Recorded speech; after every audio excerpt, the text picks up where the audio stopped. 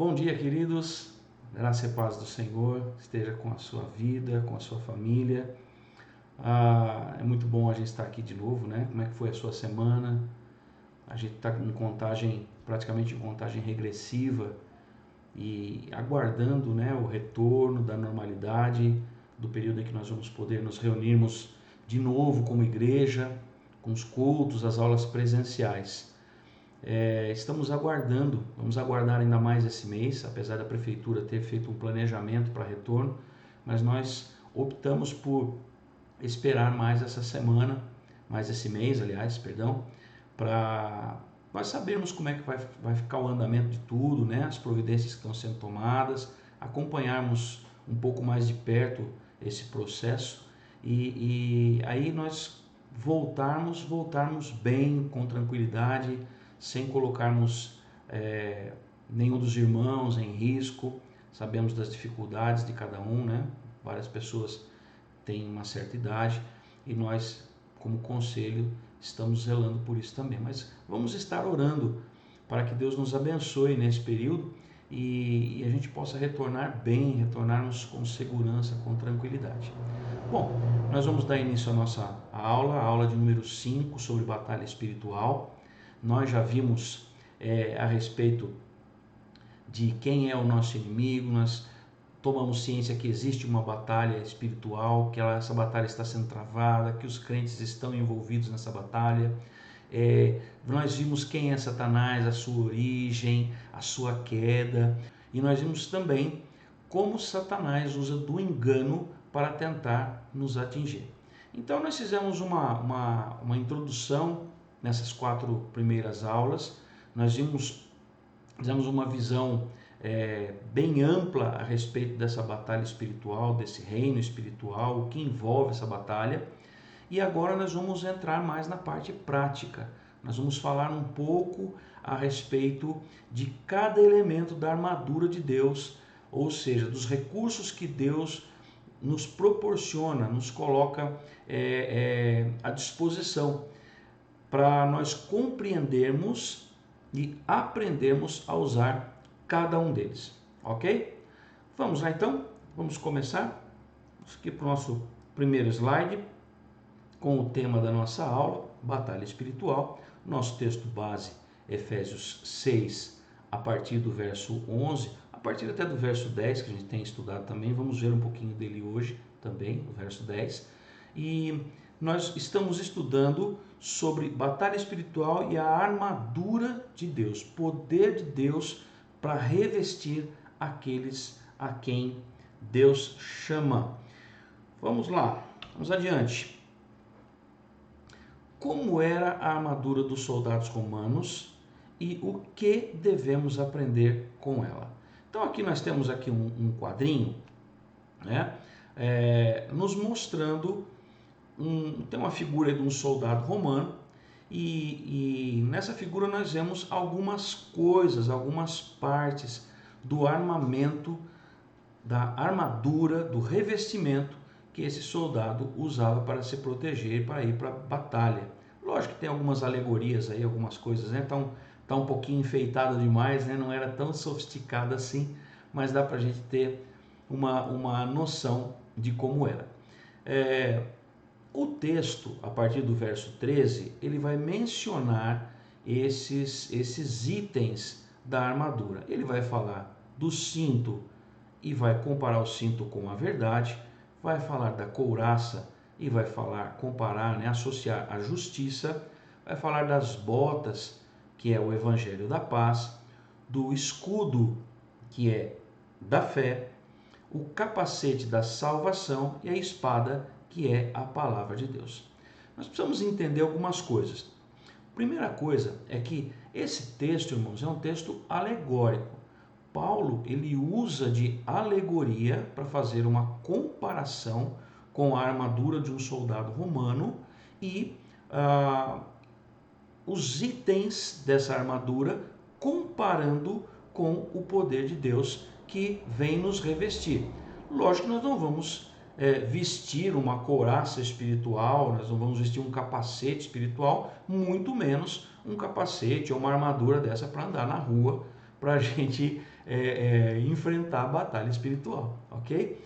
É uma comparação, uma alegoria que Paulo usa para fazer com que a nossa compreensão seja mais adequada.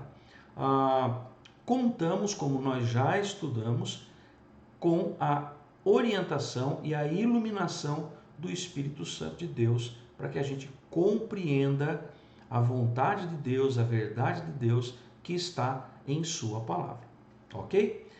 Feita essa introdução, feito esses comentários, nós vamos buscar essa iluminação do Senhor através da oração. Nós vamos orar pedindo que Deus nos abençoe e nos dê entendimento para que nós aproveitemos ao máximo a aula de hoje. Vamos orar? Feche teus olhos, vamos agradecer a Deus por mais esse dia e vamos pedir ao Senhor que nos dê entendimento da sua palavra. Pai amado, nós queremos te agradecer, ó Pai, pela nossa vida, pela nossa saúde, pela família que o Senhor tem nos dado, ó Deus. Te agradecer, ó Pai, pelos cuidados que o Senhor tem tido para com a tua igreja, para com o teu povo, Pai. Louvado seja o teu nome por isso, Senhor. Ó Deus, nós te pedimos, Pai, que o Senhor venha reforçar e redobrar essa vontade, esse cuidado sobre nós, ó Deus, nos dando a iluminação do Espírito Santo, para que nós possamos compreender a tua palavra e possamos, mais do que isso, ó Deus, termos firmeza no nosso coração, na nossa mente, para fazermos aquilo que nós aprendemos na tua palavra. Senhor, fica conosco, é o que nós te pedimos, orando no nome do Senhor Jesus. Amém. Amém. Vamos voltar lá para o nosso slide? Vamos lá. Dentro desses itens, hoje nós vamos estudar a respeito do cinto. Versículo 14 diz assim: cingindo-se com o cinto da verdade. O cinto era feito de couro e era essencial. Prendia a túnica e também segurava a espada. O cinto do soldado cristão, é a verdade. Vamos lá, vamos para o texto, vamos entender um pouco mais isso tudo. Nós vamos resumiremos o que temos discutido até aqui. Paulo diz em Efésios 6, verso 10, o seguinte: finalmente, fortaleçam-se no Senhor e no seu forte poder. Deus está aplicando a nós o seu divino poder e devemos buscar adquirir um entendimento intelectual desse fato, de forma que este poder possa se tornar eficaz em nossas vidas. Paulo então nos diz para vestirmos toda a armadura de Deus, né? A gente sempre falou isso, não é parte dela, mas toda a armadura de Deus, através da qual seremos capazes de ficar firmes contra as ciladas do diabo. Está lá no verso 11. Embora o diabo seja hábil no engano, Deus nos deu armas com poder divino, segundo aos Coríntios, capítulo 10, verso 4. Nós lemos isso também. De forma que podemos destruir os argumentos e pensamentos anticristãos que Satanás usa para nos atacar. Ele usa do engano, mas Deus nos fortalece e nos dá entendimento para nós fugirmos dessa cilada, fugirmos desse engano de Satanás, de forma que nós podemos destruir os argumentos que ele coloca em nossa mente e os pensamentos também que nos afastam de Deus. É isso que Satanás quer, mas Deus nos deu o poder para lutar contra isso. Depois o apóstolo Paulo diz: nossa luta não é contra carne e sangue, mas contra as forças espirituais do mal. Está lá no verso de número 12. Assim, deveríamos apontar o ataque para a causa fundamental dos problemas que nós enfrentamos, e não tentarmos superar somente os sintomas. Sendo vestido de toda a armadura de Deus, estamos preparados para permanecer firmes quando o dia mau chegar. Olha só, o que o autor está querendo nos dizer aqui, nos propor. Primeiro ele faz uma revisão de tudo aquilo que nós já estudamos, um apanhado daquilo que nós estudamos, e agora no finalzinho do texto ele diz que nós devemos focar as nossas forças, ou seja, a força que Deus nos dá, em atacar o inimigo, o ponto central, a causa dos nossos problemas. E não simplesmente queremos resolver os problemas. É mais ou menos como se você tem um determinado problema, uma infecção, e essa infecção está te dando uma dor de garganta terrível. É você só tomar analgésico para tirar a dor, mas não curar a garganta.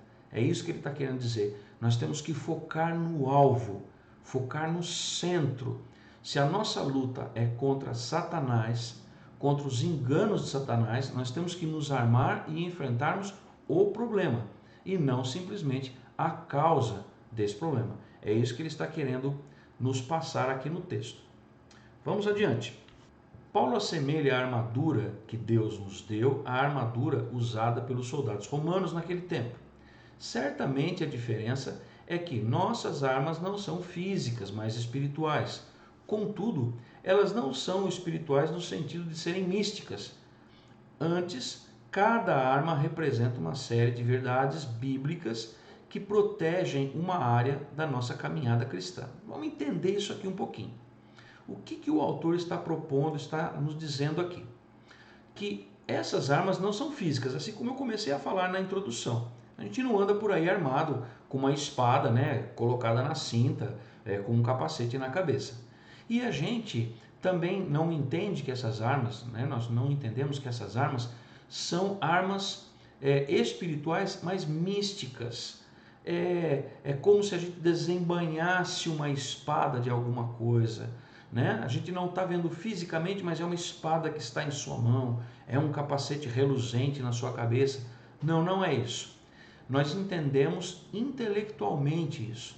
Nós entendemos aquilo que Deus quer nos explicar e nós reforçamos a nossa mente através do poder de Deus. Você vai entender um pouquinho melhor ao longo do texto que nós vamos ler, dos textos que nós vamos estudar e ler nesta manhã, ok? Vamos aqui adiante.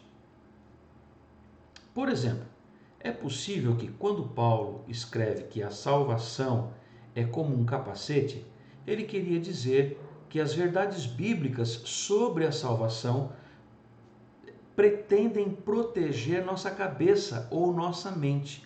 Ou quando a justiça é comparada a uma couraça, talvez ele queria dizer que nosso entendimento da justiça de Cristo e nossa justificação servem para guardar nossa consciência contra acusações. Em todo caso, visto que Paulo de fato nomeia as doutrinas, podemos confiar que cada arma corresponde a uma doutrina bíblica que devemos aprender, a fim de que travemos a guerra com sucesso contra o inimigo, visto que compreendemos a verdade doutrinária com a mente. À medida em que ela é iluminada pelo Espírito Santo, é inegável que todas estas armas espirituais, sejam intelectuais em sua natureza. Olha só, lembra que nós lemos na aula passada que Deus nos ilumina e nos tira as escamas dos olhos, é como se tirasse a venda dos nossos olhos, e nós podemos então começar a compreender, a ver a verdade de Deus? É isso que Deus faz em nós. Deus nos capacita com o intelecto para entendermos a sua vontade e andarmos por ela. E esse entendimento dos ensinos de Deus, da doutrina de Deus, nos armam contra os enganos de Satanás. Vamos aqui um pouquinho mais adiante.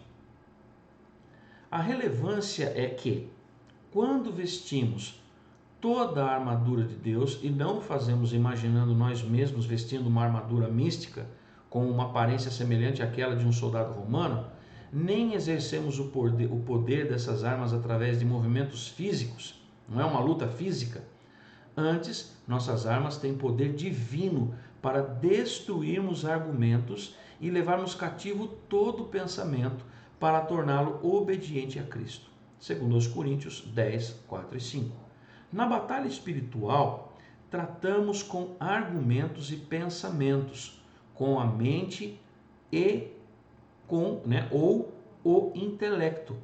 Tal é a natureza da batalha das armas. Olha só, o autor está dizendo aqui para a gente que essa batalha ela é espiritual, mas não é mística, não é física.